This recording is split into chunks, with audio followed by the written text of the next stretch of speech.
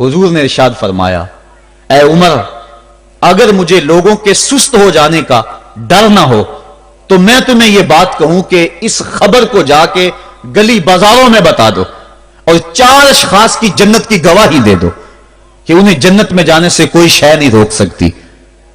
अर्ज की हुजूर कौन कौन? फरमाया, एक वो औरत जिसने अपनी सारी मोहब्बतें अपने खामद पे नछावर कर दी और वो इस हाल में मरी कि उसका खामद उस पर राजी था, जन्नत में जाने से उसको कोई शय नहीं रोक सकती।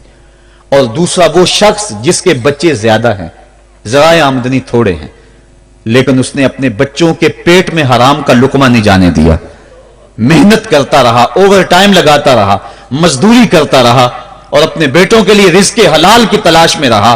वो बूढ़ी कमर पे बोरियां उठा उठा के काम करता था और अपनी कसीर औलाद की परवरिश के लिए उसने मेहनतें बली की और उनको हराम का लुकमा नहीं खिलाया। फरमाया, कयामत के दिन उसको भी जन्नत में जाने से कोई शय रुकावट नहीं पैदा कर सकती।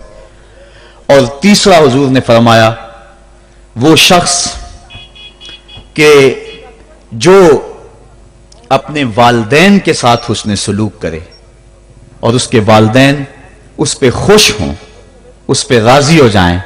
और चौथा वो शख्स कि जिसने ऐसी सच्ची तौबा की कि गुनाहों की तरफ पलटना उसके लिए इतना मुश्किल था, जिस तरह जानवर के थन से निकला हुआ दूध वापस नहीं जा सकता, वो गुनाहों की दुनिया में दोबारा नहीं जा सकता।